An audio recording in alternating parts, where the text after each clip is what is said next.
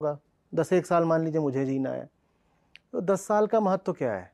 कोई आज चला गया, कोई 10-20 साल बाद जाएगा, हम आ ही रहे हैं। बल्कि यदि कोई काल्पनिक लोक होता है जहाँ पे बाद में जाकर के बैठ जाते हैं, वो काल्पनिक लोक हमारे जीवन से कहीं ज़्यादा लंबा है। वैसा कोई काल्पनिक लोक होता नहीं, लेकिन फिर भी कतार में तो सभी लगे हैं।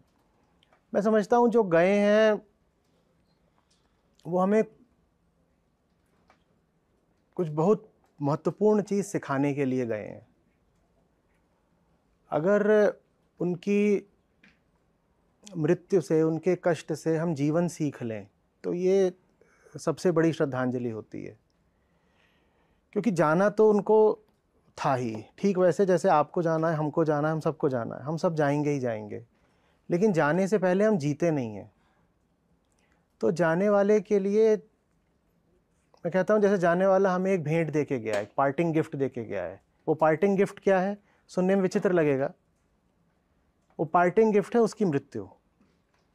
नहीं तो एक बात बताइए, हमारा मृत्यु से साक्षात्कार होता कहाँ है? हम भीतर ही भीतर मृत्यु से इतने डरे रहते हैं कि हम मौत को बिल्कुल छुपा कर रखते हैं, एकदम ही छुपा कर रखते हैं, है ना? मौत की बात कौन करना चाहता है? उन्होंने हमें मौत को प्रतिक्षण स्मरण रखने पर विवश कर दिया ना। उनकी याद भुलाई नहीं भूलेगी। हम कुछ भी कह लें, अति मानव हम में से कौन है? वो जो चोट लगती है, वो जो जख्म होता है, उसका निशान अब बना रहता है, जिंदगी भर बना रहता है। उन्होंने हमें मजबूर कर दिया है वो करने पर जो हमारे बड़े बड़े हितैषी चाहते थे कि हम करें, पर हम करते नहीं थे। हमारे ज्ञानियों ने, ऋषियों ने, संतों ने बार बार कहा कि मौत को याद रखना, मौत को याद रखना। हम याद रखते कहाँ हैं? जैसे सबसे बड़े ज्ञानी वही बन गए जो हमें छोड़कर चले गए। उन्होंने कुछ ऐसा कर दिया है कि अब मौत हमसे भुलाई नहीं भूलेगी।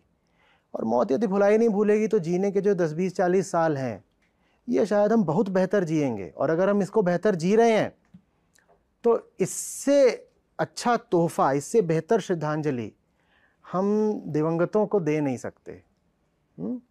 तो सबसे पहले तो ये मानना बंद ही कर देना चाहिए कि मैं तो ये नहीं गिनता कि कितने का हो गया, मैं देखता हूँ कितना बचा है। ठीक है, ऐसे चल रही, उल्टी चल रही है घड़ी, काउंटडाउन है। जल्दी चले गए, बेवफाई कर दी उन्होंने थोड़ी, पर ऐसा भी नहीं है कि वो बेवफा है। काहे कि मिलन तो दोबारा हो ही जाना है। आसमान में होगा, नहीं तो मिट्टी में होगा। जो मानते हैं कि आसमान में होता है वो मान लें आसमान में होता है।